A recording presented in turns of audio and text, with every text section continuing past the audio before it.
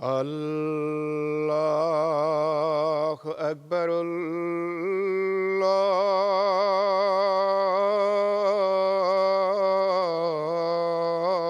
الله أكبر الله أكبر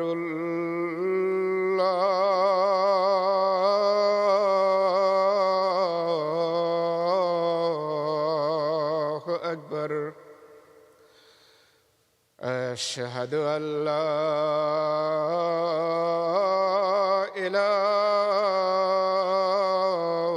إله إلا الله أشهد أن لا إله إلا الله أشهد أن محمدًا رسول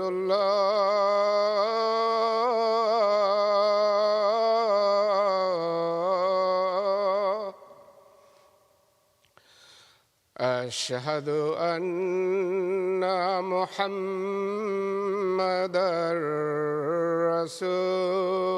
رسول الله حي على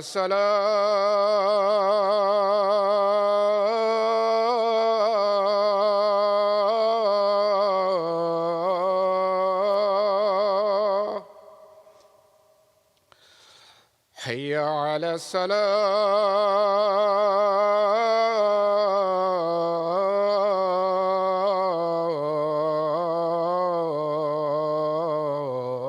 الصلاة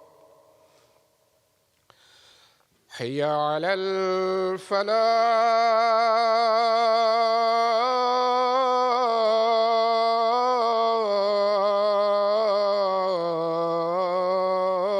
الفلاح حي على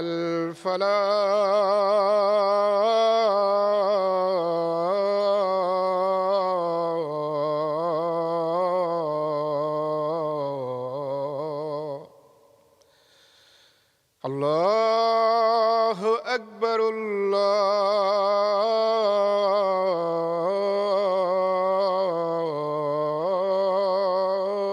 الله أكبر لا إله إلا الله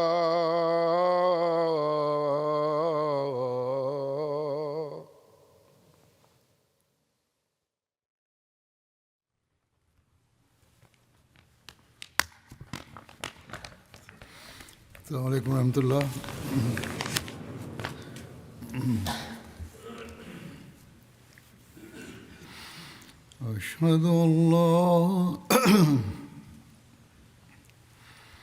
أشهد أن لا إله إلا الله وحده لا شريك له وأشهد أن محمدًا عبده ورسوله أما بعد فأعوذ بالله من الشيطان الرجيم بسم الله الرحمن الرحيم الحمد لله رب العالمين الرحمن الرحيم مالك يوم الدين إياك نعبد وإياك نستعين اهدنا الصراط المستقيم صراط الذين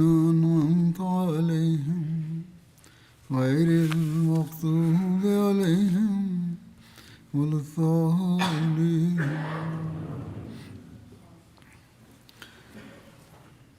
जैसा कि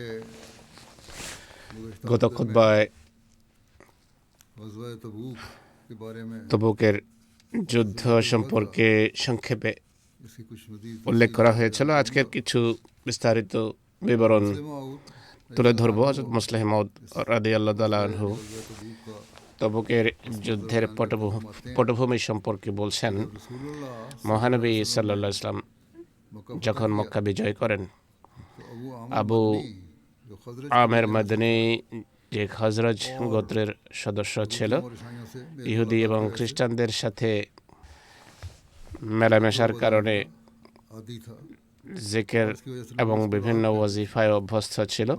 এ কারণে মানুষ তাকে রাহেব বলতো বা সন্ন্যাসী বলতো, কিন্তু কার্যত সে খ্রিস্টান ছিল না। মহানবীর মদিনায় मक्के के बाद আসার পর সে মক্কায় চলে যায়। মক্কা যখন বিজিত হয়, সে ভাবলো যে এখন ইসলামের বিরুদ্ধে ষড়যন্ত্রের জন্য অন্য কোনো রাস্তা তালাশ করতে হবে। অবশেষে সে নাম পরিবর্তন করে, রীতি পরিবর্তন করে, মদিনার পাশে কুবা নামক গ্রামে গিয়ে বসতি গাড়ে। বছর পর বছর বাইরে থাকার কারণে और कुछ আর কিছুটা চেহারা এবং পোশাক আশাকে পরিবর্তন আনার কারণে মদিনার লোকেরা इसको ना पहचाना পুরোপুরি তাকে চিনতে পারেনি। শুধু সেসব মুনাফিক जिनके साथ उसने তাকে জানতো, যাদের সাথে সে সম্পর্ক গড়েছিল। মদিনার মুনাফিকদের হাতে হাত মিলিয়ে সে तजवीज़ की এই ষড়যন্ত্র করে যে আমি সিরিয়া গিয়ে খ্রিস্টান সরকার এবং আরব খ্রিস্টান গোত্রগুলোকে और उनको मदीने पर हमला करने की উত্তেজিত করব এবং মদিনায় হামলার জন্য প্রস্তুত করবার দিকে তোমরা এই গুজব ছড়িয়ে দাও शामी फौज যে সিরিয়ান বাহিনী মদিনায় হামলা করতে যাচ্ছে, मुनाफिक हैं। যেন অর্থাৎ মুনাফিকরা যেন अगर मेरी এই গুজব ছড়ানো আরম্ভ করে। যদি তার এই ষড়যন্ত্র সফল হয়, मैं इन दोनों অর্থাৎ এই ষড়যন্ত্র সফল হয়, তাহলে এদের মাঝে যুদ্ধ হবে। আর আমার এই স্কিম যদি সফল না হয়, এসব গুজবের কারণে शायद शाम মুসলমান হয়তো সিরিয়ার উপর নিজেরাই और হামলা করবে। की हुकूमत আর এইভাবে মুসলমান এবং রোমান और हमारा काम बन जाएगा। সম্রাটের মাঝে যুদ্ধ আরম্ভ হয়ে যাবে। আর এভাবে আমরা সাফল্য অর্জন করব ষড়যন্ত্রের ক্ষেত্রে। तारीख करके ये शख्स এভাবে ষড়যন্ত্রের বীজ বপন করে সে সিরিয়ার দিকে যায়। মদিনার মুনাফিকরা প্রত্যহ মদিনায় এই সংবাদ বা গুজব ছড়াতে থাকে যে অমুক কাফেলার সাথে দেখা হয়েছে, তারা এই কথা বলল যে সিরিয়ান বাহিনী মদিনায় হামলা করার প্রস্তুতি নিচ্ছে। दूसरे दिन পরের দিন আবার বলতো যে অমুক কাফেলার সাথে আমাদের দেখা হয়েছে, তারা বলেছে সিরিয়ান বাহিনী মদিনায় হামলা করার প্রস্তুতি নিয়েছে। এই গুজব এত ব্যাপকভাবে कि रसूलुल्लाह ছড়াতে থাকে যে মহানবী সাল্লাল্লাহু আলাইহি ওয়াসাল্লাম कि आप ইসলামী বাহিনী নিয়ে शाम নিজেই लश्करों সিরিয়ান मुकाबले বাহিনীর মোকাবেলার জন্য বের হবেন। ये वक्त সেই সময়টি মুসলমানদের জন্য খুবই কষ্টের ছিল দুর্ভিক্ষের বছর। पिछले বিগত বছরে ফসল এবং শস্যের উৎপাদন ছিল কম, मौसम के আর চলমান মৌসুমের ফসল তখনও পাকেনি, কাটা হয়নি। সেপ্টেম্বরের প্রথম দিকের কথা ছিল। এই অভিযানের জন্য যখন যাত্রা করেন, जानते थे कि মুনাফিক জানতো যে এটি শুধু তাদের দুষ্কৃতি মতো, আর এই চালাকি করেছে कि अगर शामिल এই উদ্দেশ্যে যে সিরিয়ান বাহিনী যদি হামলা নাও করে, মুসলমানরা গিয়ে সিরিয়ানদের বিরুদ্ধে যুদ্ধ করে এভাবে জনধ্বংস হয়ে যায়। মোতার যুদ্ধের ফলাফল এবং চিত্র তাদের সামনে ছিল। মুসলমানদের এক বিশাল বাহিনীর তখন সম্মুখীন হতে হয়েছে। মুসলমানদের ব্যাপক ক্ষয়ক্ষতির সম্মুখীন হয়েছে, কোনোভাবে প্রাণে রক্ষা পেয়েছে। এরা এক দ্বিতীয় মোতার পরিবেশ সৃষ্টি করে তা দেখতে চাইতো। স্বয়ং মহানবীও তাদের দৃষ্টিতে হয়তো শহীদ হয়ে যাবেন। তাই একদিকে প্রতিনিয়ত এই গুজব ছড়াতো যে অমুক মাধ্যমে আমরা জানতে পেরেছি যে শত্রু হামলা করতে যাচ্ছে, অমুকের কাছে জানতে পেরেছে যে সিরিয়ান বাহিনী এগিয়ে আসছে।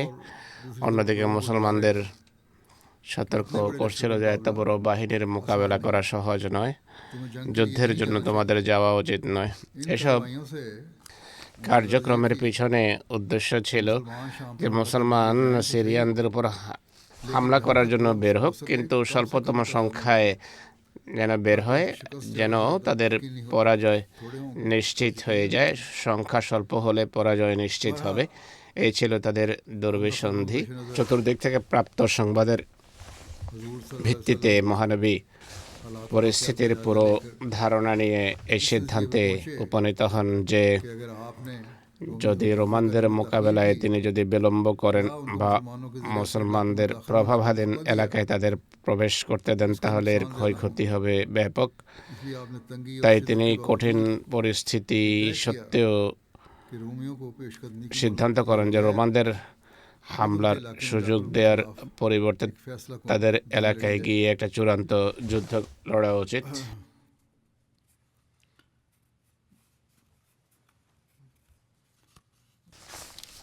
হযরত মুসলিহ মাউদ এটি আরও এক স্থানে এভাবে বর্ণনা করেছেন, মহানবীর কাছে বা তাঁর কানে গুজব পৌঁছলে তিনি বলেন, আমাদের উপর রোমানদের আগ্রাসী হামলার পরিবর্তে আমাদের উচিত হবে গিয়ে তাদের বাধা দেয়া। তাই তিনি মুসলমানদের প্রস্তুতির নির্দেশ দেন। পূর্বের একটি গ্রন্থ থেকে পূর্বের রেফারেন্সটি তুলে ধরেছিলাম, এই অংশটি হযরত মুসলিহ মাউদের। যাই হোক, মহানবী সাল্লাল্লাহু আলাইহি ওয়াসাল্লাম সচরাচর যুদ্ধাভিযান কিছুটা গোপন রাখতেন, কিন্তু খায়বারের অভিযানের পর তবুক অভিযান এমন ছিল যে তিনি সাল্লাল্লাহু আলাইহি ওয়াসাল্লাম সাধারণ ঘোষণা করিয়ে দেন আর পথের কাঠিন্য এবং শত্রুর কথা প্রথমে বলে প্রস্তুতির নির্দেশ দেন। বুখারীতে এই সংক্রান্ত বিভিন্ন রওয়ায়াত রয়েছে। একই সাথে মক্কা এবং অন্যান্য আরব গোত্রের প্রতি লোক পাঠান সেনাবাহিনীতে যোগ দেওয়ার জন্য। অন্যদিকে তিনি সম্পদশালী লোকদেরকে আল্লাহর পথে নিজেদের সম্পদ ব্যয়ের বিষয়ে আহ্বান জানান। হুজুর সাল্লাল্লাহু আলাইহি ওয়াসাল্লাম বিভিন্ন গোত্রে যুদ্ধে অংশ নেওয়ার বার্তা পাঠান, দূত প্রেরণ করেন, যেভাবে বলা হয়েছে। হযরত বুরায়দা বিন হুসাইবকে বনু আসলামের প্রতি, আবু রহম গফারিকে বনু গফার গোত্রের দিকে, আবু ওয়াকিদ লাইসিকে বনু লাইসের প্রতি, হযরত আবু জাদ জামরিকে তার গোত্রের প্রতি পাঠান, হযরত রাফি বিন মাকিসকে জোহাইনার দিকে পাঠান। একইভাবে হযরত নুআইম বিন মাসউদকে আশজা আর বুদাইল বিন ওয়ারকা, আমর বিন সালেম এবং উসার বিন সুফিয়ানকে বনু কাব এবং বনু আমেরের দিকে পাঠান। আব্বাস বিন মিরদাসকে বনু সুলাইমের উদ্দেশ্যে প্রেরণ করেন। মদিনায় তখন কঠিন ভয়ভীতির পরিবেশ বিরাজমান ছিল। এর কারণ হলো শক্তিশালী শত্রু যে কোনো সময় হামলা করতে পারত বলে আশঙ্কা রয়েছে। বুখারীর রওয়ায়াত অনুসারে হযরত ওমর বর্ণনা করেন, আমরা নিজেদের মাঝে কথা বলতাম যে একজন ঘাসানি বাদশাহ আমাদের সাথে যুদ্ধের জন্য ঘোড়া প্রস্তুত করে ফেলেছে, অর্থাৎ যুদ্ধের পুরো প্রস্তুতি নিয়েছে। আর বুখারীর একটি রওয়ায়াতে হযরত ওমরের বর্ণনা হলো, আমরা এক ঘাসানি বাদশার পক্ষ থেকে হুমকি কবলিত ছিলাম। আমাদেরকে বলা হয়েছে সে আমাদের ওপর হামলার প্রস্তুতি নিচ্ছিল। এই পরিবেশে আমাদের পক্ষ ত্রস্ত ছিল। তা সত্ত্বেও সাহাবীদের প্রস্তুতি এবং আর্থিক কোরবানির যে ঈমান উদ্দীপক দৃশ্য ছিল, ব্যবহার ছিল, তাও আমরা দেখেছি। এর বিস্তারিত বিবরণ হলো, এই ভয় ত্রাসের মাঝে মদিনা ভয়াবহ দুর্ভিক্ষের সম্মুখীন ছিল। ফসল পাকার দ্বার প্রান্তে ছিল। সেই দুর্ভিক্ষের মাঝে মানুষ তাদের ফসল ঘরে ওঠানোর প্রস্তুতি নিচ্ছিল। তখন জিহাদের ঘোষণা আসে। ভয়াবহ দাবদাহ, শত শত মাইলের দীর্ঘ সফর, পাথেয় স্বল্পতা ছিল এর অতিরিক্ত বিষয়। এসব সমস্যার বর্তমানে মহানবীর পক্ষ থেকে যখন জিহাদে যাওয়ার ঘোষণা দেওয়া হয়, তখন নিষ্ঠা এবং বিশ্বস্ততার মূর্ত প্রতীক নিবেদিত প্রাণ সাহাবী তাদের ঘরে ওঠানোর জন্য প্রস্তুত ফসল এবং পাকা ফসল ছেড়ে সফরের প্রস্তুতি আরম্ভ করেন। मुखलिस लोग लेकिन এই দীর্ঘ সফরের প্রস্তুতি সেই দরিদ্র সাহাবীদের জন্য কোনো সহজ বিষয় ছিল না। মহানবী সমস্যার এই সময় সম্পর্কে পুরোপুরি से आप सल्लल्लाहु अलैहि অবহিত ছিলেন। তিনি আর্থিক কোরবানির সাধারণ ঘোষণা দেন, ধনীদের আল্লাহর পথে ব্যয়ের এবং বাহন সরবরাহের আহ্বান জানিয়ে বলেন যে মান জাহাজাল উসরাতে ফালাহুল জান্নাহ, যে ব্যক্তি এই যুদ্ধের জন্য সাজ সরঞ্জাম সরবরাহ করবে সে জান্নাত লাভ করবে। इस मौके पर তখন যে ব্যক্তি সর্বপ্রথম সম্পদ নিয়ে আসেন তিনি ছিলেন হযরত আবু বকর সিদ্দিক রাদিয়াল্লাহু তাআলা আনহু। তিনি তার ঘরের পুরো সাজ সরঞ্জাম নিয়ে আসেন, যা ছিল সাকুল্য 4000 দিরহাম। মহানবী হযরত আবু বকরকে জিজ্ঞেস করেন, कि अपने घर ঘরের লোকদের জন্য কি কিছু রেখে এসেছো? तो उन्होंने अर्ज किया তিনি বলেন, घर वालों ঘরের জন্য আল্লাহ এবং তার রসুলকে রেখে এসেছি। এক রওয়ায়াতে হযরত ওমর তার নিজের ঘটনা বর্ণনা করেন। তিনি বলেন, মহানবী আমাদেরকে বলেন আমরা যেন আর্থিক কোরবানি করি। তখন আমার কাছে সম্পদ ছিল, আমি ভাবলাম যদি কখনো তার চেয়ে এগিয়ে থাকতে পারে তাহলে আজকের দিনেই সেই সুযোগ এসেছে। कहते हैं कि मैं अपने लिए स्मार्ट তিনি বলেন, আমি আমার অর্ধেক সম্পদ নিয়ে আসলাম। रसूलुल्लाह মহানবী জিজ্ঞেস করলেন, তুমি তোমার পরিবার পরিজনের জন্য কি রেখে এসেছো? আমি বললাম, যতটা নিয়ে এসেছি ততটাই ঘরের লোকদের জন্য রেখে এসেছি। হযরত আবু বকর ले आए তার কাছে যা ছিল সব নিয়ে এসেছিলেন। তিনি সাল্লাল্লাহু আলাইহি ওয়াসাল্লাম বলেন, হে আবু বকর, তুমি ঘরের লোকদের জন্য কি রেখে এসেছো? হযরত ওমরের সামনে জিজ্ঞেস করেন। তিনি বলেন, अर्ज किया मैं আমি আল্লাহ এবং তার রসুলকে রেখে এসেছি আমার পরিবার পরিজনের জন্য। হযরত ওমর বলেন, খোদার কসম আমি কোনো ক্ষেত্রে কখনো তার চেয়ে এগিয়ে থাকতে পারবো না। এই ঘটনা হযরত ওমরও তার নিজের ভাষায় বর্ণনা করেছেন যে এক জেহাদের मौके के मुतालिक সম্পর্কে হযরত ওমর বলেন, আমি ভাবলাম হযরত আবু বকর সবসময় আমার চেয়ে এগিয়ে থাকেন, আজকে আমি তার চেয়ে এগিয়ে থাকবো। এটি ভেবে ঘরে যাই, माल আমার সম্পদের অর্ধেক निकाल कर रसूल এনে মহানবীর চরণে উৎসর্গ করলাম। সেই যুগটি ইসলামের জন্য চরম কঠিন যুগ ছিল, কিন্তু হযরত আবু বকর রাদিয়াল্লাহু তাআলা আনহু তার পুরো সম্পদ নিয়ে আসেন এবং মহানবীর সকাশে উপস্থাপন করেন। মহানবী সাল্লাল্লাহু আলাইহি ওয়াসাল্লাম জিজ্ঞেস করেন, আবু বকর ঘরে কি রেখে এসেছো? তিনি বললেন যে আল্লাহ এবং তার রসুলকে রেখে এসেছি। হযরত ওমর বলেন, এটি শুনে আমি একান্ত লজ্জিত হলাম। আমি ভাবলাম समझा আজকে চূড়ান্ত চেষ্টা করে আবু বকরের চেয়ে এগিয়ে যাওয়ার চেষ্টা করলাম, কিন্তু আজও তিনি আমার চেয়ে এগিয়ে রয়েছেন। হযরত ওসমান রাদিয়াল্লাহু আনহুর আর্থিক কোরবানি সম্পর্কে রওয়ায়াতে রয়েছে। হযরত আব্দুর রহমান বিন হুবাব বর্ণনা করেছেন, कि मैं আমি মহানবী সাল্লাল্লাহু আলাইহি ওয়াসাল্লামের সামনে ছিলাম। তিনি उसरा के लश्कर के উসরা বা তবুকের যুদ্ধের বাহিনী সম্পর্কে কোরবানির আহ্বান জানাচ্ছিলেন। ওসমান বিন আফফান দণ্ডায়মান হলেন, বলেন, হে আল্লাহর রাসূল সাল্লাল্লাহু আলাইহি ওয়াসাল্লাম, আমি जिम्मा 100 ऊंट 100 উট পালান এবং হাওদা সহ আল্লাহর রাস্তায় উৎসর্গ করার দায়িত্ব নিচ্ছে। পুনরায় মহানবী সাল্লাল্লাহু আলাইহি ওয়াসাল্লাম আহ্বান জানান। হযরত ওসমান বিন আফফান আবার দাঁড়ান এবং বলেন, হে আল্লাহর রাসূল সাল্লাল্লাহু আলাইহি ওয়াসাল্লাম, আমি 200 উট পালান এবং হাওদা সহ উৎসর্গ করার আল্লাহ তাআলার পথে উৎসর্গ করার দায়িত্ব নিচ্ছি। আবার মহানবী আহ্বান জানালে এটি শোনার পর হযরত ওসমান বিন আফফান দাঁড়িয়ে যান এবং বলেন, হে আল্লাহর রাসূল সাল্লাল্লাহু আলাইহি ওয়াসাল্লাম, আমি 300 উটের পালান এবং হাওদা সহ আল্লাহর পথে উৎসর্গ করার জন্য मैंने रसूल প্রস্তুত রেখেছি। আমি মহানবীকে দেখলাম তিনি মেম্বার থেকে নামছিলেন এবং বলছিলেন, মা আলা ওসমানা মা আমেলা বাদা হাজিহি, মা আলা ওসমানা মা আমেলা বাদা হাজিহি। उस्मान এরপর ওসমান जो भी इसने যাই করুক না কেন उस्मान তাকে को गिरफ्त नहीं।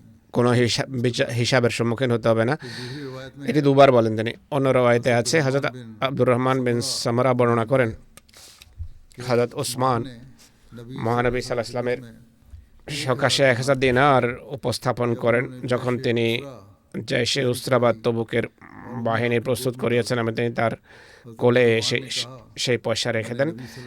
আব্দুর রহমান বলেন, আমি মহানবীকে দেখি তিনি সেই দিনারগুলো নিজের কোলে উলট পালট এবং এদিক সেদিক করছিলেন। তিনি দুবার বলেন যে আজকের দিনের পর ওসমান যাই করবে এর জন্য সে জিজ্ঞাসিত হবে না। অন্য রওয়ায়াত অনুসারে হযরত ওসমান তখন 10,000 দিনার দান করেন। মহানবী হযরত ওসমানের জন্য দোয়া করেন, গাফারাল্লাহু লাকা ইয়া ওসমান মা আসরারতা ওয়া মা আলানতা মা হুয়া কায়নুন ইলা ইয়াউমিল কিয়ামাহ মা ইউবালি মা আমিলা বাদা। হে ওসমান, আল্লাহ তোমায় মাগফিরাত করুন যা তুমি গোপনে করেছ বা যা প্রকাশ্যে করেছ, আর কিয়ামত পর্যন্ত যা হবে। এরপর সে যাই করবে সে বিষয়ে তার কোনো চিন্তা নেই। এক রওয়ায়াত অনুসারে এই যুদ্ধের জন্য প্রস্তুতিমূলকভাবে 1000 ঘোড়া এবং 70টা উট দান করেছেন। অন্য রওয়ায়াত অনুসারে তখন মহানবী হযরত ওসমানের পক্ষে দোয়া করেন, আল্লাহুম্মা রযা আন ওসমানা ফা ইন্নী আনহু রাদ। হে আল্লাহ, তুমি ওসমানের প্রতি সন্তুষ্ট হও, কেননা আমি তার প্রতি সন্তুষ্ট। ইবনে ইসহাক বর্ণনা করেন, হযরত ওসমান তবুকের যুদ্ধের সময় যত টাকা খরচ করেছেন তত টাকা অন্য কোনো সাহাবী খরচ করতে পারেনি। হযরত ওসমানের একটি বাণিজ্য কাফেলা সিরিয়া থেকে প্রভূত বাণিজ্যিক মুনাফা নিয়ে ফিরে আসেন। তিনি সেনাবাহিনীর 1/3 সমস্ত ব্যয়ভার নিজে বহন করার অঙ্গীকার করেন। তিনি 10,000-এর অধিক সৈন্যের জন্য প্রয়োজনীয় সাজ সরঞ্জাম সরবরাহ করেন, আর এটি নিশ্চিত করেন যে প্রত্যেক সেনার জন্য তিনি কিছু না কিছু খরচ করবেন। এই কাজে তার 10,000 দিনার ব্যয় হয়, যা উট এবং ঘোড়ার অতিরিক্ত ছিল। 1000 উট এবং 100 ঘোড়া এবং অন্যান্য সাজ সরঞ্জাম ছাড়াও 1000 দিনার মহানবীর হাতে তুলে দেন। 1000 দিনার সেই 10,000 দিনারের বাইরে ছিল যা তিনি খরচ করেছিলেন। হযরত আব্দুর রহমান বিন আউফ সে উপলক্ষে 100 উকিয়া দান করেছেন। কোন কোন রওয়ায়াত অনুসারে 200 উকিয়া রৌপ্য দান করেছেন। উকিয়া একটি মাপের একক 10.5 তোলার সমান, অর্থাৎ 2100 তোলা রূপা বা 2.5 কিলোগ্রাম রৌপ্য আজকের হিসেবে দিয়েছেন। তিনি আরো বলেন, ওসমান বিন আফফান এবং আব্দুর রহমান বিন আউফ ভূপৃষ্ঠে আল্লাহর ধনভাণ্ডারের অন্তর্ভুক্ত, যারা আল্লাহর সন্তুষ্টির জন্য খরচ করেন তারা অনেক সম্পদ দান করেছেন। অন্য রওয়ায়াত অনুসারে হযরত আব্দুর রহমান বিন আউফ 400 উকিয়া স্বর্ণ ব্যয় করেছেন, অর্থাৎ 4200 তোলা স্বর্ণ। অনেকেই 900 উট দেওয়ার কথাও বলেছেন। এগুলো বিভিন্ন কোরবানির উল্লেখ। এক রওয়ায়াত অনুসারে আব্দুর রহমান বিন আউফ মহানবীর সকাশে উপস্থিত হয়ে বলেন, আমার কাছে 8,000 দিরহাম রয়েছে, আমি 4,000 দিরহাম ঘরের লোকদের জন্য রেখেছি আর 4,000 আপনার চরণে উৎসর্গ করছি। মহানবী সাল্লাল্লাহু আলাইহি ওয়াসাল্লাম তার জন্য কল্যাণের দোয়া করেন, বারাকাল্লাহু ফীমা আমসাকতা ওয়া ফীমা আতাইতা, অর্থাৎ যে সম্পদ তুমি ঘরের লোকদের জন্য রেখে এসেছো আর যা আল্লাহর পথে দিয়েছো, উভয়টিতে আল্লাহ তাআলা কল্যাণ রেখে দেন। হযরত আসিম বিন আদি 70 ওয়াস্ক খেজুর দিয়েছেন। এক ওয়াস্কের অর্থ হলো 60 সা, এক সা 3 সেরের সমান, অর্থাৎ প্রায় 12,600 সের খেজুর দিয়েছেন। মহানবীর কাছে যারা সম্পদ নিয়ে এসেছিলেন তাদের মাঝে হযরত আব্বাস বিন আব্দুল মুত্তালিব, হযরত আলা বিন ওবাইদুল্লাহ এবং হযরত সাদ বিন ওবাদা এবং হযরত মুহাম্মদ বিন মাসলামার নামও দেখতে পাওয়া যায় যারা কোরবানি করেছেন। হযরত মসিহ মাউদ আলাইহিস সালাতু ওয়াস সালাম বলেন, এক যুগ এমন ছিল যখন মানুষ খোদার ধর্মের জন্য নিজেদের প্রাণ কোরবানির পশুর মতো উৎসর্গ করতেন। সম্পদের কথা তো বলার অপেক্ষা রাখেন। হযরত আবু বকর সিদ্দিক রাদিয়াল্লাহু তাআলা আনহু একাধিকবার নিজের ঘরের পুরো সম্পদ উৎসর্গ করেছেন, এমনকি ঘরের সুই পর্যন্ত রাখেননি। একইভাবে হযরত ওমর তার সাধ্য এবং সামর্থ্য অনুসারে আর ওসমান নিজের সাধ্য ও সামর্থ্য অনুসারে अल्लाह तकरीम এইভাবে तमाम সব সাহাবী নিজেদের প্রাণ এবং मालों समेत সম্পদ दीन সহ इलाही पर कुर्बानी এই मालों समेत ঐশী दीन इलाही पर कुर्बान ধর্মের জন্য সব কিছু জলাঞ্জলি দিতে প্রস্তুত ছিলেন। फिर आपने फरमाया তিনি আরো বলছেন, आता है আল্লাহ তাআলা বলেন, লান তানালুল বিররা হাত্তা তুনফিকু মিম্মা তুহিব্বুন, जब तक तुम যতক্ষণ নিজেদের সবচেয়ে প্রিয় বস্তু আল্লাহ তাআলার পথে ব্যয় না করবে ততক্ষণ তোমরা পুণ্য অর্জন করতে সক্ষম হবে না। नेकियों পুণ্য লাভের জন্যই সাহাবীরা খরচ করতেন। হযরত মুসলিম মাউদ রাদিয়াল্লাহু তাআলা আনহু বলেন, সাহাবীরা साहबा ने অনেক সময় নিজের ঘরের का माल और জিনিসপত্র जंग সাজ সরঞ্জাম বিক্রি করে যুদ্ধের ব্যয় ভার বহন করেছেন। অনেক সময় এটিও দেখা যায় उन्होंने যে তারা নিজেদের সম্পত্তি বিক্রি করে অন্যদের জন্য খরচ করেছে और उनके लिए तमाम আর তাদের সব চাহিদা পূরণ করেছে, অর্থাৎ যুদ্ধে যারা যায় তাদের জন্য। একবার মহানবী সাল্লাল্লাহু আলাইহি ওয়াসাল্লাম বাইরে আসেন আর বলেন, आपने फरमाया যে অমুক সফরে আমাদের বাহিনী যাত্রা করতে যাচ্ছে, কিন্তু আমাদের কাছে কিছু নেই, তোমাদের কেউ আছে কি যে পুণ্যের খাতিরে কিছু করবে? এটি শুনে হযরত উসমান দণ্ডায়মান হন। और आपने তিনি दोस्तों তার পুরো ধন সম্পদ মুসলমানদের ব্যয় ভার নির্বাহের জন্য মহানবীর চরণে উৎসর্গ করেন। মহানবী যখন এটি দেখে বলেন, ওসমান জান্নাত ক্রয় করেছে। হযরত খলিফাতুল মসিহ সালেস রাহিমাহুল্লাহ ने भी আর্থিক কোরবানি সম্পর্কে তার এক খুতবায় এই ঘটনা এইভাবে উল্লেখ করেছেন যে একবার যুদ্ধের প্রস্তুতির জন্য ব্যাপক ধন সম্পদের প্রয়োজন ছিল। সেই দিনগুলোতে আর্থিক অসচ্ছলতাও ছিল। পৃথিবীর অবস্থা এমনই, কখনো স্বাচ্ছন্দ্যের যুগ আসে, কখনো অস্বাচ্ছন্দ্য, केवल भी तंग তখনও এমনই কষ্টের যুগ ছিল, কিন্তু যুদ্ধের জন্য চাহিদা ছিল। মহানবী সাহাবীদের সামনে প্রকৃত প্রয়োজনের চিত্র और माली कुर्बानी তুলে ধরে আর্থিক কোরবানের নসিহত করেন। এর ফলাফল যা দাঁড়ায় তা হলো হযরত আবু বকর সিদ্দিক রাদিয়াল্লাহু তাআলা আনহু তার পুরো সম্পদ নিয়ে আসেন, হযরত ওমর তার অর্ধেক সম্পদ নিয়ে আসেন। হযরত ওসমান বলেন, ने अर्ज किया कि मेरी ये আমার এই कर ली जाए কোরবানি কবুল করা হোক, আমি 10,000 সাহাবীর পুরো ব্যয়ভার নির্বাহ করব। এছাড়া 1,000 উট এবং 70টি ঘোড়াও প্রদান করেন। একইভাবে সব মুখলেস সাহাবী নিজেদের সামর্থ্য এবং যোগ্যতা অনুসারে আর্থিক ত্যাগ স্বীকার করেন। আল্লাহ তাআলা এর সর্বোত্তম ফলাফল প্রকাশ করেন। আল্লাহ তাআলার বড় কৃপা যে আহমদিয়া মুসলিম জামাতের সদস্যরা কোরবানির বিষয়টি তার বোঝে যে আর্থিক কোরবানির প্রকৃত গুরুত্ব কি। আমি প্রায় সময় ঘটনা শুনিয়ে থাকি, কেউ কেউ সত্যিকার অর্থে নিজেদের কাছে যাই থাকে তা দিয়ে দেয় সম্পদশালী বা लोगों को भी সংগতিশীল লোকদের। আবু বকর এবং ওসমানের আদর্শকে সামনে রাখা উচিত এবং তাদের কোরবানের মানোন্নয়ন করা উচিত। দরিদ্র এবং মধ্যবিত্ত শ্রেণীরা কোরবানি করে থাকে। আল্লাহ তাআলার কৃপায় অনেক সম্পদশালী আহমদী এমন আছে যারা উন্নত মানের আর্থিক কোরবানি जो कमजोर করে থাকে। যারা দুর্বল शाद के लिए তাদেরও ধর্মের প্রচারের জন্য এগিয়ে আসা উচিত। এই যুগে তাদের সুযোগ আছে কোরবানি করার। সাহাবীরা যথাসাধ্য मुमकिन था ত্যাগ স্বীকার করেছেন আর যথাসাধ্য দরিদ্র এবং নিরুপায় সাহাবীদের জন্য বাহন, তরবারি এবং অন্যান্য সমরাস্ত্র দিয়েছেন। কোনো কোনো দরিদ্র সাহাবী পুরুষ ও নারী 1 বা 2 শস্য দানা উপস্থাপন করতেন। তাদের হৃদয়ে काश इनके पास ব্যথায় ভরে যেত যে তাদের কাছে যদি বেশি থাকতো তাহলে তারা তাও উপস্থাপন করত। मुनाफिक इन पर हंसते কিন্তু মুনাফেক দেখে হাসতো আর বলতো, এই মুষ্টিভর শস্য দানার মাধ্যমে এরা কায়সারকে পরাজিত করবে, রোমান সম্রাটকে পরাজিত করবে। मुट्ठियों के बराबर মুনাফিকদের এই তিরস্কার সম্পর্কে, হাসি ঠাট্টা বা বিদ্রুপ সম্পর্কে আল্লাহ তাআলা বলছেন, আল্লাযীনা ইয়ালমিজুনাল মুত্তাওয়িনা মিনাল মুমিনিন ফিস সাদাকাতি ওয়াল্লাযীনা লা ইয়াজিদুনা ইল্লা জুহদাহুম फयस ফায়াসখারুনা মিনহুম সাখারাল্লাহু अल्लाह मिन মিনহুম वल्लाह ওয়া লাহুম আযাবুন আলীম।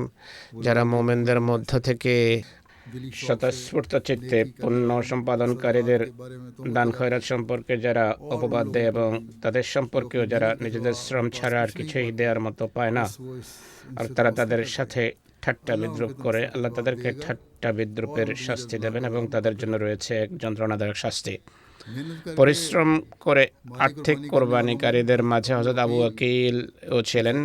যিনি जिन्होंने तमाम रात সারা রাত कुएं से কূপ पानी থেকে निकाला পানি উঠিয়ে और 2 सा 2 সা খেজুর एक सा অর্জন तकरीबन করে 2.5 किलो খেজুর होता है উপার্জন यानी कुल করেছেন 5 किलो অর্থাৎ की মোট बना सकते हैं 5 इनमें से সের एक सा খেজুর अहले खाना के लिए উপার্জন रखा করেছেন और এক एक সা सा परिवार ने लेकर পরিবার পরিজনের रसूलुल्लाह জন্য सल्लल्लाहु রেখে अलैहि এক वसल्लम সা हाजिर हो गए মহানবীর চরণে कुर्बानी নিবেদন করে কুরবানি করেছেন मुस्लिम और ने হযরত মুসলিম মওদ এক জায়গায় বলেন হুজুর সাল্লাল্লাহু আলাইহি সাল্লাম একবার চাঁদার আহ্বান জানালে এক সাহাবী গিয়ে শ্রম বিক্রি করে কারো কূপ থেকে পানি और তুলে इसके দিয়েছেন उन्होंने আর এর বিনিময়ে আজ শের বা 3 পাও শস্য দানা পেয়েছেন আর চাঁদা হিসাবে এনে দিয়ে দিয়েছেন তখন হাজার হাজার রুপিয়ার প্রয়োজন ছিল মুনাফিকরা হাসতো कहते थे कि लड़ाई की যে দেখো যুদ্ধের প্রস্তুতি চলছে এটি তবুকের যুদ্ধের ঘটনা যা রোমীদের বিরুদ্ধে লড়া ছিল রোমান সরকার তখন जैसी আজকের ইংরেজ সরকারের মতো শক্তিশালী ইংরেজদের তখন সারা পৃথিবীতে শাসন ছিল এত বড় সরকারের বিরুদ্ধে যুদ্ধের জন্য সেই সাহাবী কয়েক মুষ্টি ভুট্টা এনে মহানবীর চরণে নিবেদন করেছিলেন মুনাফিক তা দেখে হাসতো কিন্তু হুজুর সাল্লাল্লাহু আলাইহি ওয়াসাল্লাম যখন এটি জানতে পারেন তিনি বলেন এরা তো জানে না যে খোদার পবিত্র দৃষ্টিতে এই ভুট্টার কি মূল্য यानी जौ ভুট্টা ছিল বা বাজরা ছিল जिनसे मुसलमान এর মাধ্যমে মুসলমানদের বিজয় লাভ হয়েছে আর রোমানরা পরাজিত হয়েছে শুধু রোমানরাই নয় বরং बल्कि ईरानियों ইরানিরাও পরাজিত হয়েছে যারা রোমানদের মতোই শক্তিশালী ছিল মুসলমানরা তাদেরকে পরাস্ত করেছে এক সাহাবের এক বিস্ময়কর ঘটনা রয়েছে যেভাবে বলা হয়েছে যে যুদ্ধের প্রস্তুতির জন্য সাহাবীরা কোনো না কোনোভাবে सफर की तैयारी সফরের প্রস্তুতি এবং আর্থিক কোরবানির এই ডাকে সাড়া দেওয়ার কাজে ব্যস্ত ছিলেন সম্পদশালীরা সম্পদ উপস্থাপন করছিলেন দরিদ্র এবং অনাথ সাহাবীরা কায়িক শ্রমের বিনিময়ে যে সামান্য পারিশ্রমিক পেতেন তাই উপস্থাপন করেন এমন পরিস্থিতিতে এক সাহাবী হযরত আব্দুল্লাহ বিন যায়েদের ঘটনা আমরা দেখতে পাই খোদার সন্তুষ্টি অর্জনের জন্য তিনি এমন এক নিষ্পাপ পন্থা অবলম্বন করেছেন যা অন্য সবার চেয়ে ছিল ভিন্ন তিনিও নিঃস্ব অনাথ দরিদ্র ছিলেন কিছুই ছিল না হাতে আর জেহাদে যাওয়ার মতো সামর্থ্য ছিল না এক হাতে নামাজের জন্য দণ্ডায়মান হন কাকুতি মিনতির সাথে নিবেদন করেন হে আল্লাহ তুমি জেহাদের নির্দেশ দিয়েছ আর সেই বিষয়ে প্রেরণা জুগিয়েছ কিন্তু আমার কাছে যে কিছু নেই আর তোমার রাসূল সাল্লাল্লাহু আলাইহি ইসলামের কাছে এত সাজ সরঞ্জাম নেই যে আমাকে তিনি যুদ্ধ করার জন্য কিছু দেবেন আর তোমার নবী আর্থিক কোরবানির আহ্বান জানিয়েছেন এতে অংশগ্রহণ করতে পারছি না তবে আমি আমার প্রাণ সম্পদ এবং সম্মানের উপর যত অত্যাচার হয়েছে সেগুলো ক্ষমা করে মুসলমানদেরকে তা সদকা হিসেবে উৎসর্গ করছি প্রভাতে অন্যান্য সাহাবের সাথে তিনি মহানবীর চরণে উপস্থিত হন মহানবী জিজ্ঞেস করেন আজ রাতে নিজের সম্মানকে সদকা করেছে কেউ দণ্ডায়মান হলো না তিনি পুনরায় একই প্রশ্ন করলেন কিন্তু কেউ দাঁড়ালো না অবশেষে হযরত উরওয়া দাঁড়ান মহানবীকে পুরো কথা অবহিত করেন তিনি বলেন আবশির ওয়াল্লাযী নাফসি বিয়াদিহি লাকাদ কুতিবতা ফি যাকাতিল মুতাকাব্বালা আনন্দিত হও সেই সত্তার শপথ যার হাতে আমার প্রাণ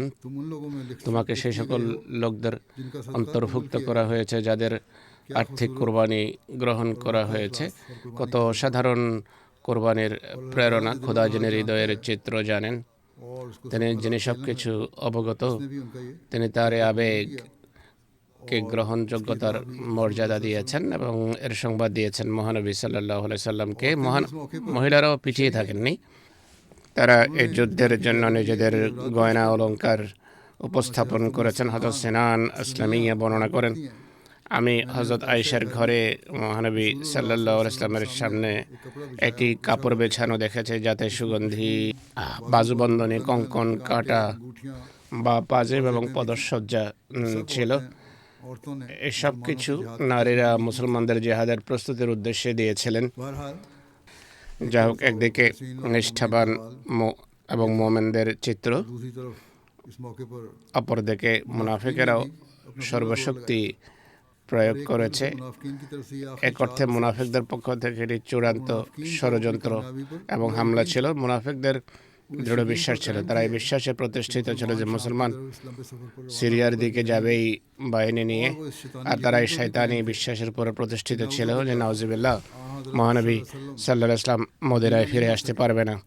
इसलिए তাই आपने তারা पूरी চূড়ান্ত कोशिश की, চেষ্টা করেছে कम से कम যেন মুসলমানরা निकलें और স্বল্পতম সংখ্যায় তার সাথে বের হয়। तादाद जितनी মুসলমানের সংখ্যা যত কম মহানবীর সাথে যাবে लश्कर में তত এই বাহিনী হবে ছোট, আর এই বাহিনীর পরাজয় এবং মৃত্যু হবে সুনিশ্চিত। তাই তারা বিরাজমান পরিস্থিতির কাঠিন্য, সফরের কষ্ট এবং সমস্যাকে বৃহৎ আকারে উপস্থাপন করেছে। মুসলমানদেরকে এভাবে বিতত্রস্ত করে বিভিন্ন অজুহাতে তাদের অংশগ্রহণ না করার পেছনে প্ররোচিত করে, যেমন প্রচণ্ড গরমের অজুহাত, সফর দীর্ঘ আরও অজুহাত, উপায় উপকরণ খুবই সীমিত। মদিনার বেশিরভাগ মানুষ যেহেতু কৃষিজীবী ছিল, তাদের ফসল পাকার দ্বার প্রান্তে ছিল, আর দুর্ভিক্ষের যুগে সে ফসল ঘরে ওঠানোর সময় ছিল। আবার মদিনার বিভিন্ন স্থানে মুসলমানদেরকে তারা এটি বলতো যে তোমরা জানো না কত বড় বাহিনীর সম্মুখীন হবে এবং তারা কত ভয়াবহ যোদ্ধা, এদের সাথে যুদ্ধ করা কোনো সহজ বিষয় নয়। हम तो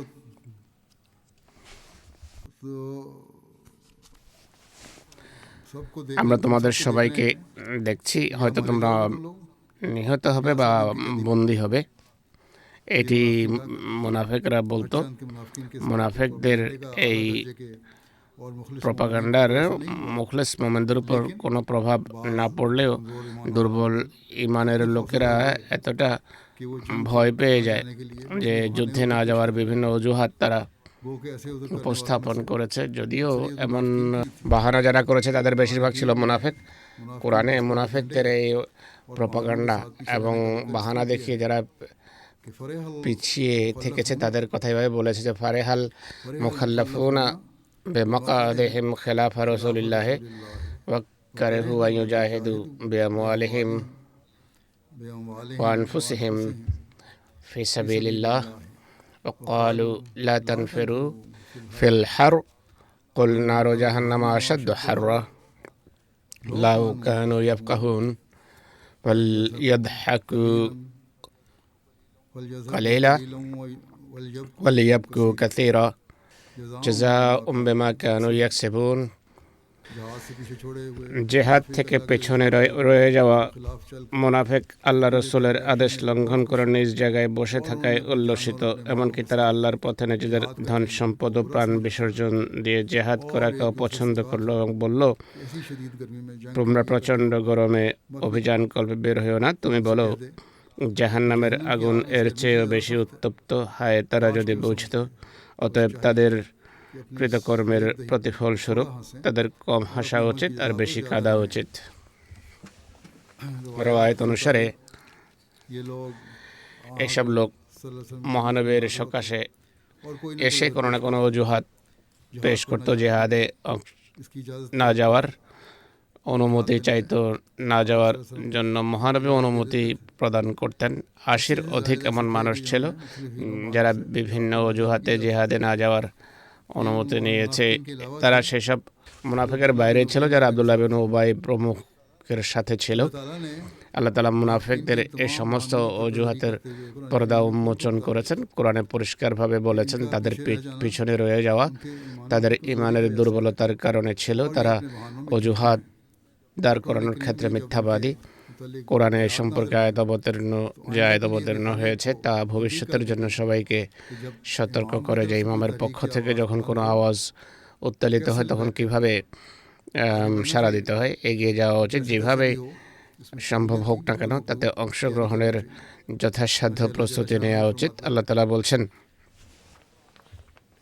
লাউ কানা আরাদান করিবান ওয়া সাফারান কাসিদান وسفرا قاصدا لتبوا لاتبعوك لكن ولكن بعدت عليهم الشقة وسيحلفون وسيحلفون بالله بالله لو استطعنا لخرجنا يكون أنفسهم معكم إنهم لكاذبون يهلكون أنفسهم والله يعلم إنهم لكاذبون عفى الله عنك لما أذنت لهم حتى يتبين لك الذين صدقوا وتعلم الكاذبين لا يستأذنون योम لا يستأذنك الذين يؤمنون بالله واليوم الآخر أن يجاهدوا بأموالهم وأنفسهم والله عليم بالمتقين إنما يستأذنك الذين لا يؤمنون بالله واليوم الآخر واليوم الآخر وارتابت قلوبهم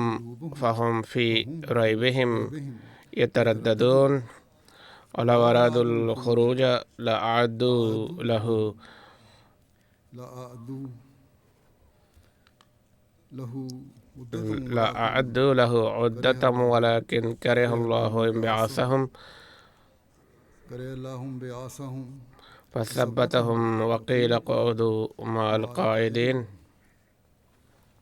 वकील उदू माल कायदीन لو خرجوا فيكم ما زادوكم إلا خبالا इल्ला खबालुम ولا أوضعوا خلالكم يبغونكم الفتنة यबगूनकुम उल फितना وفيكم سماعون لهم والله عليم بالظالمين لقد ابتغوا الفتنة من قبل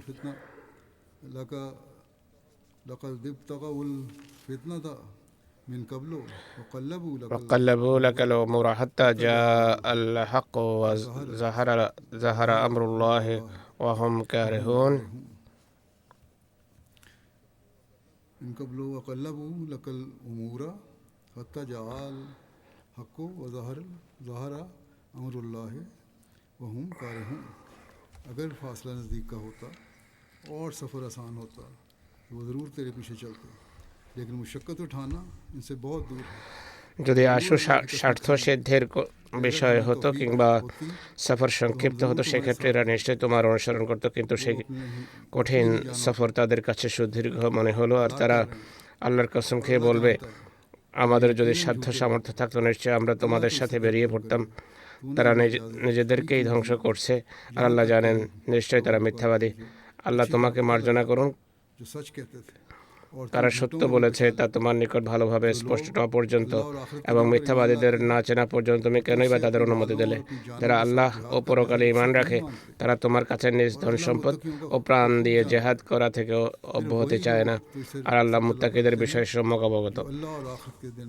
তোমার কাছে কেবল তারাই मान नहीं रखते অনুমতি চায় যারা আল্লাহ পরকালে ঈমান রাখে না আর তাদের হৃদয় সন্দেহগ্রস্ত এবং তারা সন্দেহের আবর্তে ঘুরপাক খাচ্ছে আর তারা যদি জেহাদে বেরোবার সংকল্প করে থাকতো তাহলে তারা এর জন্য নিশ্চয় প্রস্তুতিও নিত কিন্তু এই মহৎ উদ্দেশ্যে তাদের অভিযাত্রাকে আল্লাহ পছন্দ করেননি তাই তিনি তাদেরকে সেখানেই বসে থাকতে দিলেন এবং তাদের বলা হলো ঘরে বসে থাকা লোকদের সাথে তোমরা বসে থাকো तुम में शामिल हो তারা যদি তোমাদের সাথে জেহাদে বেরো হতো तो बस তাহলে তোমাদের মাঝে কেবল বিশৃঙ্খলাই तुम्हें किसी चीज़ पे ना বৃদ্ধি করত এবং তোমাদের মাঝে নৈরাজ্য সৃষ্টি করার লক্ষ্যে ঘোড়া হাঁকিয়ে বেড়াতো অথচ তাদের उनकी बात কথা মনোযোগ দিয়ে শোনার লোকও তোমাদের মাঝে রয়েছে वाले भी हैं আর আল্লাহ সীমা লঙ্ঘনকারীদের ভালো করেই জানেন নিশ্চয়ই তারা আগেও নৈরাজ্য সৃষ্টি করতে চেয়েছিল এবং বিষয়াদি ওলটপালট করে তোমার কাছে উপস্থাপন করেছিল শেষ পর্যন্ত সত্য এসে গেল এবং আল্লাহর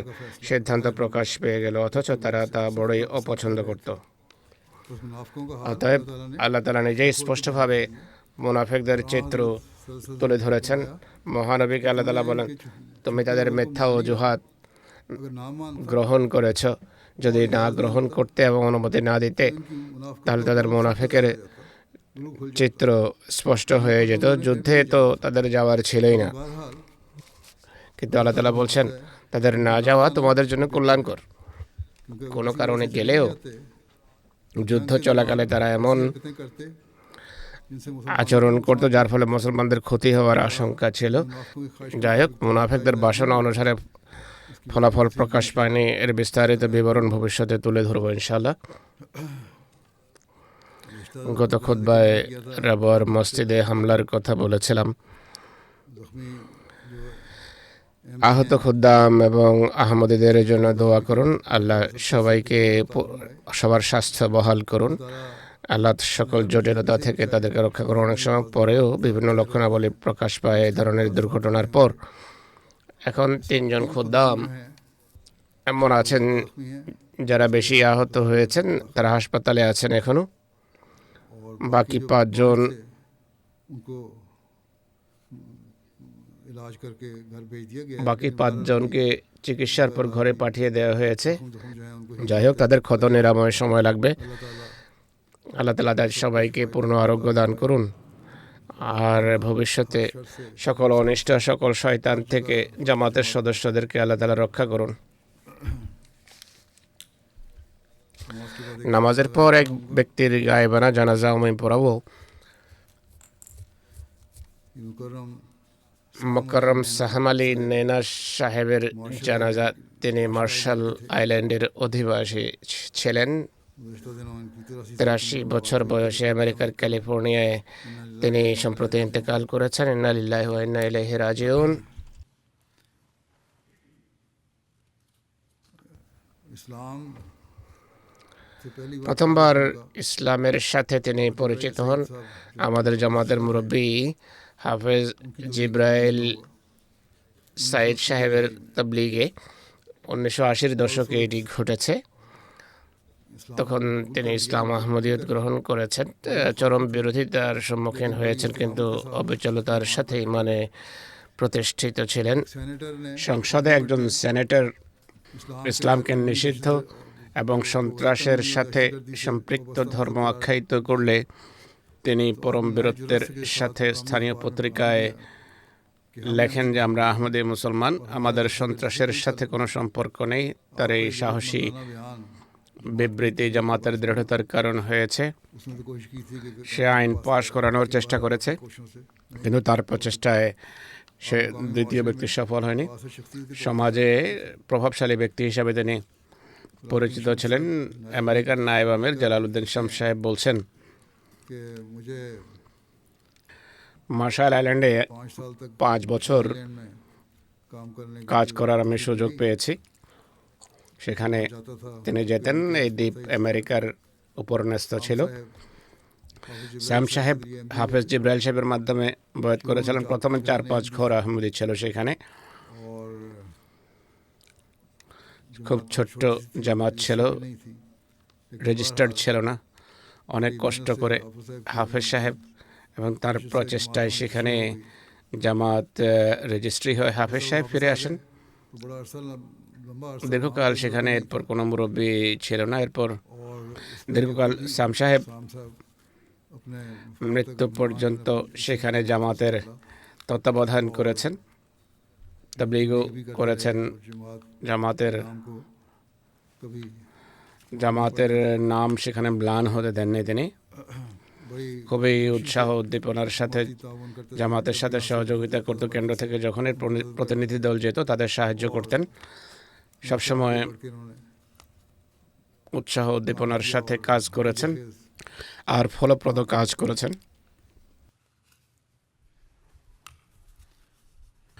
মার্শাল আইল্যান্ডে জামাত প্রতিষ্ঠার करने में अव्वल ক্ষেত্রে रखते हैं। তিনি তালিকার শীর্ষে। বেশিরভাগ नौबाइन आपकी कोशिश নতুন বয়াত তার প্রচেষ্টাতেই হয়েছে। জামাতের প্রেসিডেন্টও ছিলেন তিনি মার্শাল আইল্যান্ডে।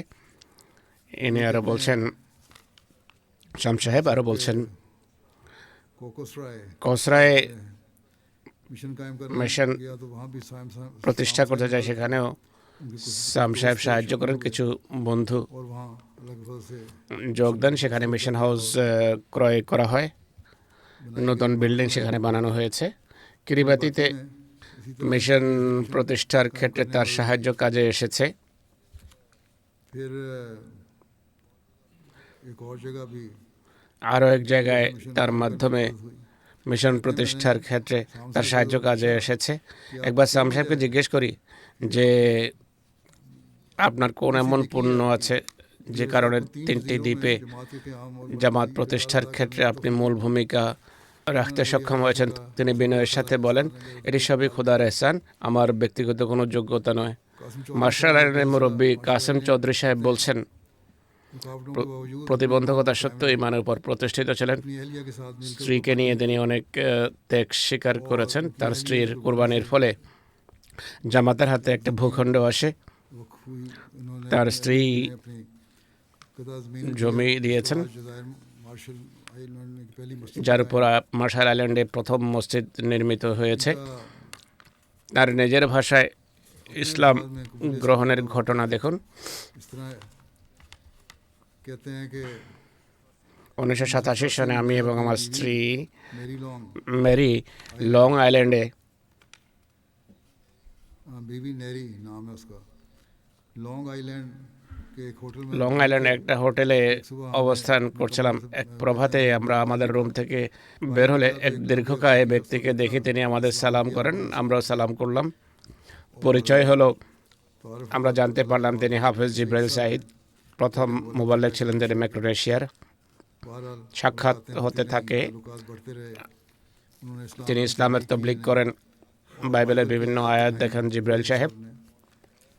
और ये बताया कि আর বলেন ঈসা আলাইহিস সালামের পর একজন নবী আসার সংবাদ দেওয়া হয়েছে বাইবেলে। और मुझे तवज्जुह हुआ তিনি বলেন, আমি আশ্চর্য হলাম, শুধু একটি আয়াত নয়, বেশ কয়েকটি আয়াত রয়েছে বাইবেলের নতুন নিয়মে। ঈসা আলাইহিস সালাম নিজেই বলেন, আমাকে যেতে হবে, আমার পর তিনি অন্য কাউকে পাঠাবেন। যোহনের 16তম অধ্যায়ের 7 নম্বর আয়াত। वो कहते कहते এটি আমি এর পূর্বে কখনো শুনিনি। হাফেজ সাহেব স্পষ্টভাবে তা বর্ণনা করেছেন, প্রতিটি কথা বাইবেল থেকে তিনি তুলে ধরতেন। और आखिर অবশেষে আল্লাহ তাআলা আমাকে হেদায়েত দিয়েছেন আর সত্য দেখেছি। আমার হৃদয়ে ইসলামের প্রতি আকৃষ্ট হয় আর আমি ইসলাম গ্রহণ করি। अब कहते हैं इसी दौरान में ইসলাম গ্রহণের পর মানুষ যখন জানতে পারে, সরকারি কর্মকর্তারা বলে, আমরা কখনো মার্শাল আইল্যান্ডে ইসলামকে বিস্তৃত হতে দেব না। তিনি বলেন, আমি হাফেজ সাহেবকে ফোন করলাম, फोन किया তিনি সেখান থেকে চলে গিয়েছিলেন। फिक्र न करें যাই হোক, হাফিজ সাহেব বলেন, চিন্তা করবেন না, আল্লাহ তাআলা পথ উন্মোচন করবেন। তিনি বলেন, এরপর আল্লাহ তাআলা এমনভাবে পথ উন্মোচন করেছেন যে একদিন আমি ঘরে বসেছিলাম, অ্যাটর্নি জেনারেলের अटॉर्नी जनरल দপ্তর থেকে এক ব্যক্তি এসে বলে যে আপনাদের রেজিস্ট্রেশন মঞ্জুর হয়েছে। जमात के आप वहाँ कहाँ এর পূর্বে মানুষ বাধা দিতে চাইতো, কিন্তু আল্লাহ তাআলা এমন ব্যবস্থা করেছেন যে রেজিস্ট্রেশন মঞ্জুর হওয়ার ব্যবস্থা করেছেন আল্লাহ তাআলা। আর ঘরে সংবাদ আসে, मैंने फौरी तौर पर वो काफ़ी তাৎক্ষণিকভাবে এর কপি আমি হাফিজ সাহেবকে পাঠিয়ে দিই। फिर कहते যাই হোক, हैं वक्त गुजरने के साथ সময়ের প্রবাহে বুঝতে পারি যে আহমদিয়ত অন্যান্য মুসলমান দল থেকে ভিন্ন, और मुझे আর আমি এটি নিয়ে গর্বিত। সবসময় আমার হৃদয়ে একটা আওয়াজ উত্থিত হতো যে আমি আহমদি মুসলমান, আর এটি নিয়ে আমার গর্ব হতো। 20 বছর কোনো মোবাইলে এখানে আসেনি, और আমি চিন্তিত ছিলাম। হাফিজ সাহেব বলেন, খলিফা ওয়াক্তকে পত্র পাঠান, পত্র লিখতে থাকুন, কোনো না কোনো ব্যবস্থা হবে। যাই হোক, कहते हैं बहरहाल 2004 সনে में मुझे কেন্দ্র থেকে আমার কাছে बताई कि সংবাদ আসে যে এক ব্যক্তি আসছে, তাকে এয়ারপোর্টে আপনি স্বাগত জানাবেন। तो उन्होंने আমি এয়ারপোর্টে যাই। एयरपोर्ट पे तो एक हमारी वहाँ স্বল্পক্ষণ পর এক ব্যক্তি হাসি মুখে বাইরে আসেন। আমার নাম জিজ্ঞেস করলে আমি বললাম আমার নাম হলো স্যাম। साहब তিনি বলেন, আমার নাম হলো এনামুল্লাহ কাউসার। थे और সেদিন থেকে हम दोनों আমরা ভাই সদৃশ হয়ে গেলাম। আমরা একসাথে কসরায় এবং और पोम्पे পম্পে সফর করেছি। এক সপ্তাহ সেখানে অবস্থান করলাম। বিদায়ক্ষণে আমরা हुए এমন ছিলাম যেন আমরা लुकाते जिस तरह हम बहुत পরস্পরকে দীর্ঘকাল থেকে জানি। এই হলো ইসলামী ভ্রাতৃত্ববোধ। আল্লাহ তাআলার কৃপায় ইসলাম গ্রহণের পর আমি আন্তরিক প্রশান্তি পেয়েছি। নামাজ दिया আমাকে বদলে দিয়েছে। আমার স্ত্রীও আমার ভিতরে পরিবর্তন অনুভব করেন। उसके बाद से এরপর যখনই কোনো জিনিসের প্রয়োজন হতো আমি আল্লাহ তাআলার কাছে চাইতাম, আল্লাহ তাৎক্ষণিকভাবে তা পূর্ণ করতেন। বারবার এই ঐশী সাহায্য নিজ চোখে দেখেছি। প্রতিটি দোয়ার পর আল্লাহ দরবারে কৃতজ্ঞতা প্রকাশ করেছি। आपकी नवाज তার দহিত্রী জলিয়া বলছেন, খুবই নিষ্ঠাবান মুসলমান ছিলেন। নিজের ইমানের কারণে তিনি আশ্বস্ত হতেন এবং প্রশান্তি বোধ করতেন। প্রায় সময় তিনি বিবাদতে কাটাতেন। কোরআনের তেলাওয়াত তার কাছে খুবই প্রিয় কাজ ছিল। বিভিন্ন ইসলামী বই পড়েছেন। প্রায় সময় তাকে গভীর চিন্তা এবং প্রণিধানে মগ্ন পেয়েছি। আল্লাহ তাআলা তার প্রতি মাগফিরাত করুন, কৃপা করুন। তার বংশের কিছু লোক আহমদি নয়, আল্লাহ তাআলা তাদেরকেও তার বংশের এসব লোককেও আল্লাহ তাআলা আহমদিয়ত গ্রহণের সৌভাগ্য দান করুন।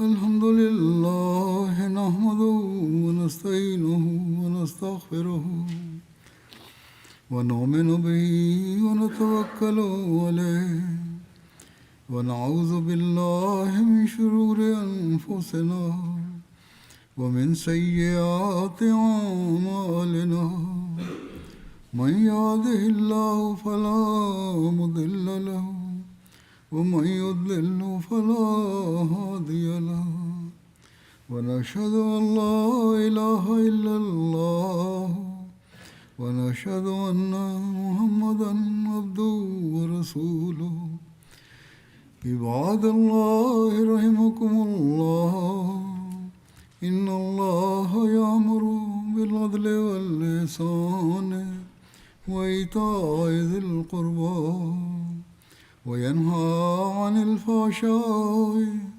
والمنكر والبغي يعظكم لعلكم تذكرون اذكروا الله يذكركم وادعوه يستجب لكم ولذكر الله أكبر